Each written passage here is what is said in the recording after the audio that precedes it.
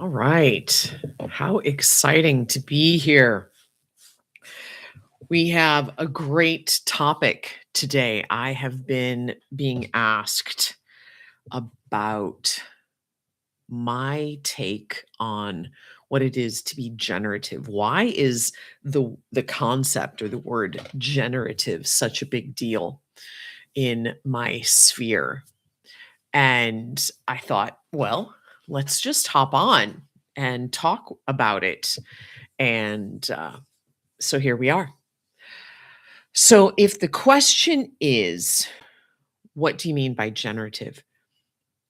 And how did I come to that? Generative is an idea. Obviously, it's a word that's in our language, but it comes to my experience, my lived experience through permaculture, specifically through a permaculture friend of mine who shared with me his own studies and take on this word because generative is different from um, to generate, but it's related to that and to genesis, to create, generate, to create something. Generous. Generous, we tend to think of as charity, which is not the same as being generous. So, because generous is about making connections and creating new opportunities within those new connections. And so, when we understand that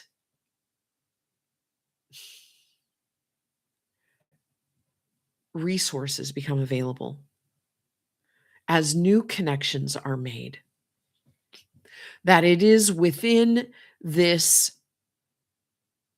expression of self in relation with another entity, being, opportunity, resource, that new energy is created, new energy is released, new life is created. Then we can take ourselves out of this cycle, this teaching of I need to be generous. I need to be generous with my time. I need to be generous with my energy, with my resources in order to be, oh, here's the thing, a good person or to do life right. That, unfortunately, at least in my experience and that of many people that I work with, that is the teaching that we are coming from. There is some moralistic judgment, there's some virtue signaling happening along with the concept of being generous. Being generous, the way it's commonly experienced in my experience, having been around a lot of people who feel really good about themselves because of their generosity.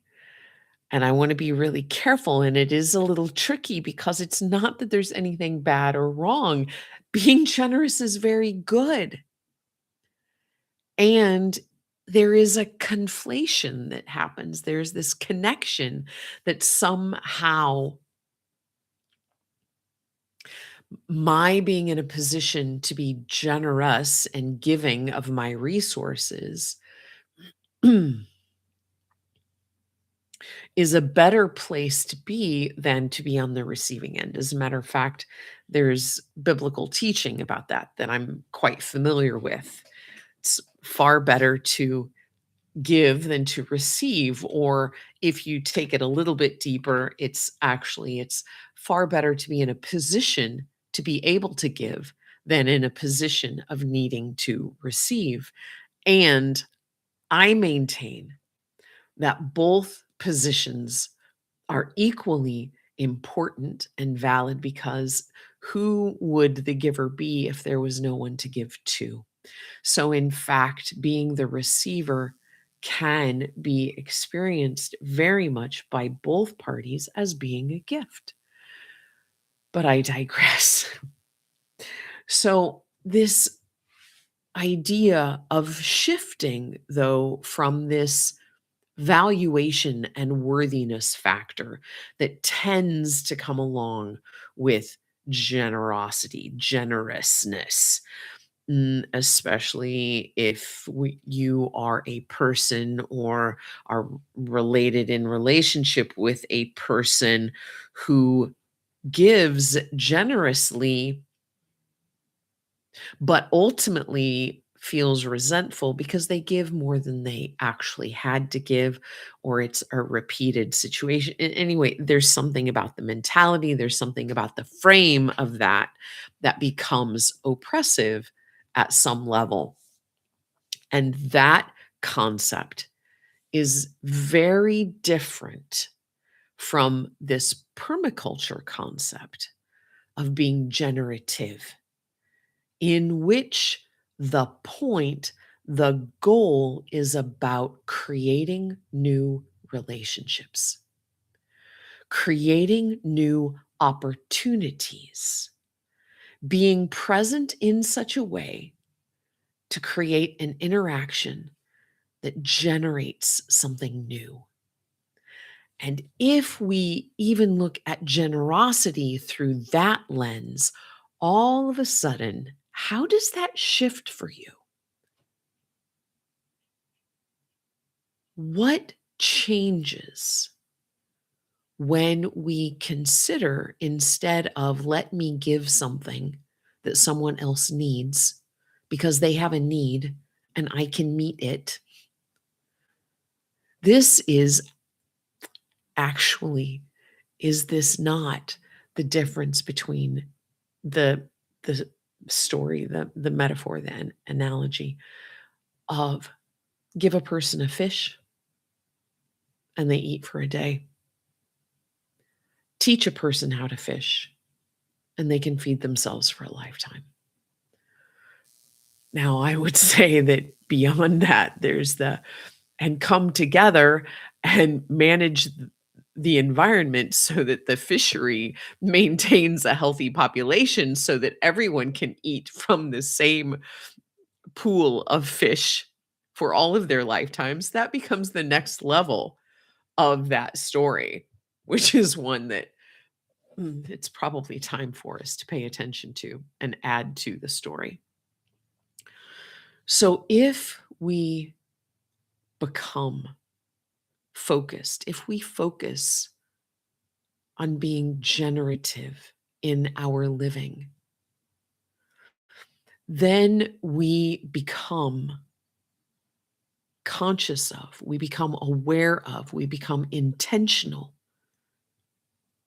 of creating new life, not just for ourselves, but for the environment around us, for the humans around us, and we become aware of the ecosystem within which those relationships exist and within which we do harvest for our immediate needs and we prepare for our future well being, which I think those who come to my calls are going to make the connection between that state, that posture, and the difference between that and being extractive in nature. Because so generosity is the opposite of extraction. There are other things that we might think of until we see the lens, until we bring it into focus, and then we understand that creating life is the difference, is the opposite of taking life, extracting life. And heaven knows that in our public news in these last times, and then as we look through the filter of things that have become we've become aware of recently, we can look through what we know now and we can look back at the past and we can say, I had no awareness, no conscious awareness of how deeply ingrained this practice of extraction has been in everything that I've been a part of for all of my life. And certain things begin to make more sense, unfortunately. So we have the microcosm, which is our individual self, our one immediate self.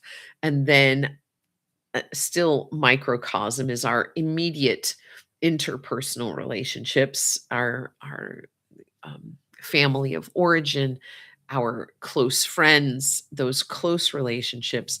And then, of course, it expands outward to our community, to our local community, our regional community, our state, our region, our country, and our world.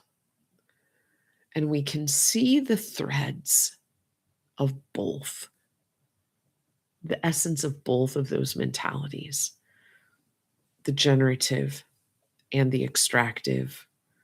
And if we're honest and we're willing to be honest, we see our part and the interplay of those in our lives because we've all participated.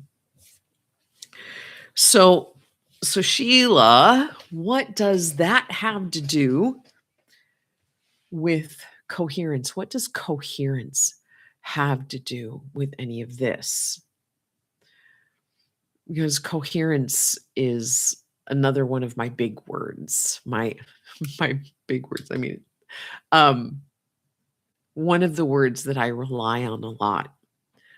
And everyone has their own definition of it or their own experience and understanding of it, I should say. And like so many words, even if we define it, so sorry, apparently my nervous system is doing some resets right now. Even if we define it, it's wise to understand that exactly what's being called forth with a word may vary from moment to moment. It may need just a slightly different facet, a slightly different focus at any given moment. So let me talk about coherence as I understand it and how I use it in my work. Because I also believe that we're always flowing in and out of levels of coherence, and that ideally we are coherent in all aspects of who we are and how we're being, our physical state, our physical and energetic and mental state at any given moment. Mm, But again, it's always in constant flow. But the ideal to me is that we would have physical coherence, the body, the mind, the heart, the soul, and the voice, which is to say, the physical representation, the physical experience, the mental experience, the internal mental experience, the heart, the emotions, the state of being present in our body, the soul, which is that higher sense of being, that which is us, the consciousness, which is us beyond our body, that energy, that energetic personality, which is even beyond the ego. It's beyond the survival ego. It's beyond the social ego. It's that which is our purpose, that which is our truest identity. And then the voice, the expression of who we are into this physical world, in our mental state, but the expression, the voice, how we are presenting ourselves in this human experience. And the more coherence we can have in each of those realms, and then the more those all are in coherence with one another, the greater our strength, the greater our power, because what we have is clarity. We have clear energy. We have directed energy. We have clarity of purpose, clarity of identity, and the capacity to take action and move towards that, to declare our intention and our identity and take aligned action towards it. So that's kind of like the big picture. Coherence. What is coherence? One way to think about coherence is, again, this idea of clarity. What do I want to have exist? What is the noise that's keeping it from being in existence or from being in its most stable state, and minimizing or eliminating the noise? So, what is the desired state? Is it clear? Is all of my energy moving in one direction? Is my energy stabilized and in motion, not stagnant? Coherence is a state of being, and it is a mobile. Two different dialects tried to come through at the same time. It's mobile. It's mobile. It's moving.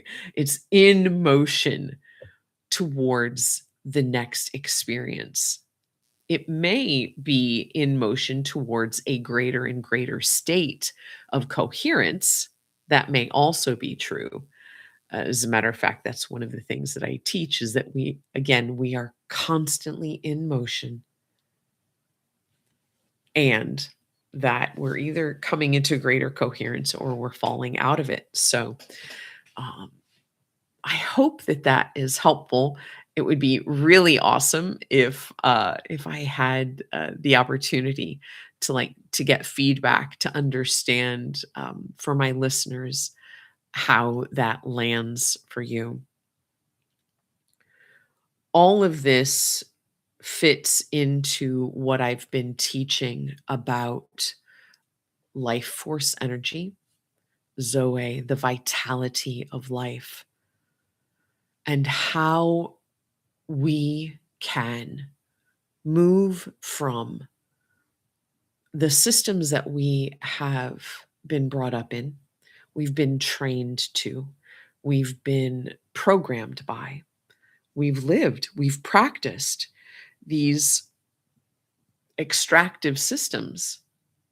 And at the very least, even if somehow we as individuals have managed to not be participants in the extracting from others, which I have a whole teaching about that as well. But if we give grace to that possibility, I am confident that every human being that I know, that I have ever interacted with, has at some point in their life been conscious of the extractive nature of an experience, a relationship that they have been in, that they have felt that they have lost a part of themselves. They have been taken advantage of in some kind of way, that their labor has been used, their energy has been used against them for something that they didn't consent to, that somehow you have experienced the extractive nature of humanity. And part of that is because we have not focused on, most of us, these concepts of coherence, of being in alignment, of being generative by nature, of learning how to do that, because we're in a complex world and it makes sense. And a part of me wants to say that it's unfortunate, but it is what it is. It has been what it has been. And the question is now. The question is in this moment, as in this moment, not this very minute of time, but in this moment of time in which we find ourselves, who are we as humanity becoming? Who are we committed to being? How are we committed to showing up in the world? And we know that if we are not intentional and clear, that we will be a part of the noise. And so, my goal in these sessions and in the trainings and such that I provide, my goal is to set a vision for humanity, for us as individuals and as communities, and as we develop, as I, together with you and those who choose to be a part of this community, that we become generative in nature and coherent in soul power. I just snuck that in because that's the thing I've been working on. I've been giving my life for this opportunity to have clarity, and I'm still working on it. And I thank you for being a part of that experience with me. How can I put into words for myself and for others an empowering message, a compelling message that helps us move towards that highest version of ourselves, not in a weak and passive way, but in an intentional and life creating, life generating way? Thank you for the opportunity to answer some questions. I look forward to meeting with you here again. I'm planning on being here next week. Same time, same channel. See you then.